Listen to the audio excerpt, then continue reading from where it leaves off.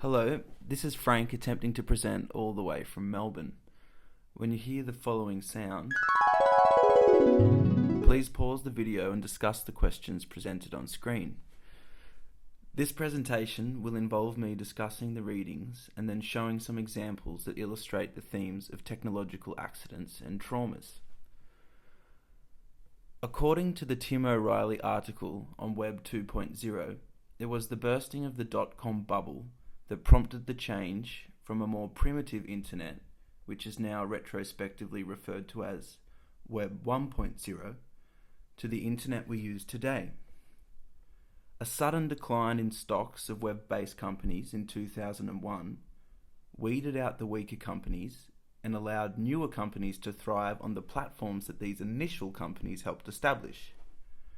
Many people are skeptical about the idea of Web 2.0, saying it's a buzzword and that it's impossible to pinpoint when the shift between these two phases exactly happened, or if these two phases exist at all. Amazon and eBay survived the market crash and have since become household names. They have existed in both phases of the web. They have evolved with the internet itself. People who are skeptical about seeing the internet in terms of old and new usually argue that the web has been an evolutionary process, a technological example of survival of the fittest. They argue that in an evolutionary process, it's impossible to pinpoint an exact moment in which old becomes new. However, it is possible to retrospectively label stages of the process, and perhaps with the speed in which the internet has evolved, this moment of change has been perceivable.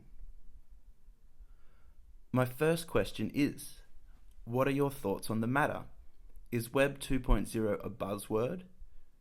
Do you believe you can define the internet in terms of old and new?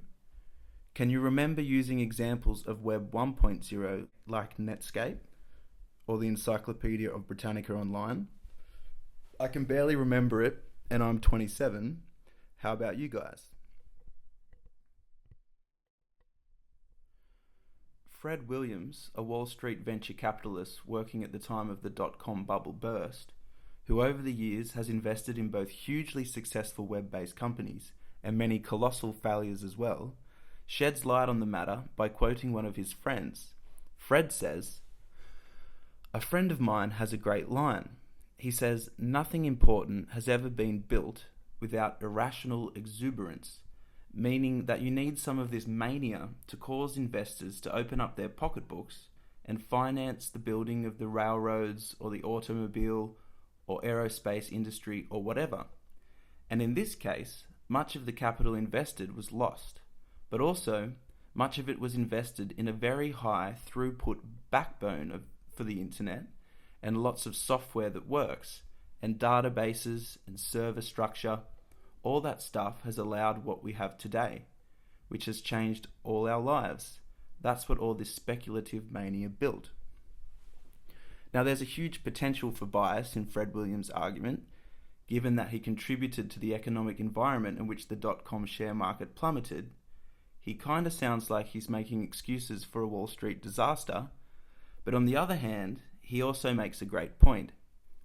The success of today's internet relies heavily on the formwork of these initial dot-coms, funded by opportunistic investors. The money they lost is irrelevant because without the dot-com boom, followed by its decline and ensuing transformation, the internet that we know and use today would look vastly different. The Tim O'Reilly article also explains that one of the major defining aspects of the modern internet is the participation of the user. This idea of active participation has become one of the norms of our online environment. The internet, through active participation, allows us to perform tasks from contributing knowledge in an online encyclopedia, Wikipedia obviously comes to mind, or providing reviews of products and services. Yelp is an example. I haven't personally used Yelp here in Australia, but I've used it overseas, and it's a great example of active online participation as a useful tool. Film and television reviews and forums come to mind, and also the financial applications of the internet is heavily centered around the idea of user participation. Entering your credit card details or wiring funds through PayPal have allowed the boom of online shopping, banking, and share trading. So where am I going with all this? All of these methods of participating online, facilitated through our modern day internet, whether you call it Web 2.0 or not, contributing to forums, posting on social media, commenting on videos, selling or buying goods, all these processes can be corrupted for evil or criminal purposes. This leads me to the reading on trolling, which seems to be a complex analysis of the act of being antisocial in an online environment. Trolling is the perfect example of a technological accident facilitated through the use of our modern internet. Trolling is widely perceived as a wholly negative concept. It has led to suicide in many cases, especially when the victim suffers from mental illness. As the reading illustrates, the best method for dealing with the troll is not to feed them. This is the modern day online equivalent of just ignore them, which was generally the best method of dealing with a high school bully or an asshole in general. A troll cannot be successful without the participation of their victim. A successful troll manipulates the emotions of their victim without breaking a sweat, or from the comfort of their computer screen. They fulfill a narcissistic and usually sadistic urge to place themselves on a higher level than the victim. The anonymity of the internet fuels these expressions of antisocial behavior. Things can be said online without an immediate and obvious consequence. This is vastly different to a face-to-face conversation where negative opinions can be rebutted and anonymity is an impossibility. Trolls can adopt an antisocial online persona which they wouldn't necessarily express in a face-to-face interaction. Online anonymity can allow a usually contained or restrained idea of racism, sexism, homophobia, or xenophobia to be expressed freely without consequence to the troll themselves.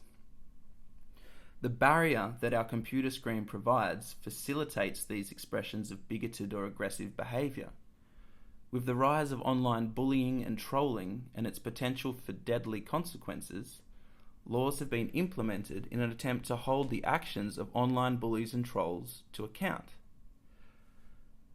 The suicide of Charlotte Dawson is a recent and relevant example of the potentially horrible consequences of trolling. Charlotte was a known sufferer of depression, and this definitely played a major part in her suicide. However, it was the harassment she received from trolls within the Twitter community that is thought to have pushed her over the edge. Okay, so here's a view of Charlotte Dawson's Twitter feed. Testy McTest writes, "Please do the world a favour, go hang yourself." And Anon Anonson writes, "Please put your face into a toaster." Charlotte Dawson responds, "Hope this ends the misery, ... you win."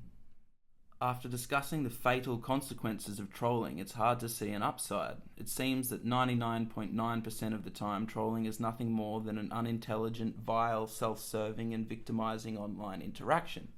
On the other hand, there's David Thorne. You may be familiar with David Thorne and his work. If not, I suggest you look into him, not only because he's relevant to the unit and this week's readings, but because he's really clever and equally as funny. David Thorne is a unique example of a troll, unique in the way that he manipulates the emotions of his victims in a clever, non-threatening and relatively harmless fashion. David Thorne's book, The Internet is a Playground, is a collection of his examples of online trolling. It was a bestseller and his work has gone viral on many occasions. The servers of his website, www.27b/6.com, have crashed a few times due to high online traffic. Maybe the whimsical and intelligent nature of his trolling is so successful because it provides relief from the usual aggressive and antisocial nature of online discourse. This leads me to my next question: have you ever been a victim of trolling, or would you be willing to admit an instance in which you were a troll yourself?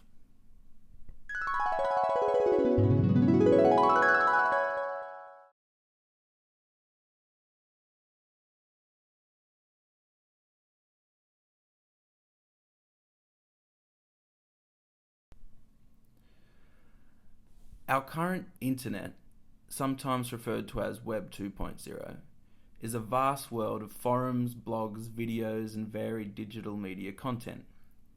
It undoubtedly has changed the way the world interacts, entertains, and conducts business. My final question for you is, do you think there is a way of abolishing the negative articulations of the greater internet assemblage? That is to say, is trolling and fraud an unavoidable byproduct of the useful and positive aspects of the internet? Or is there a way to stop them completely? Thank you for listening.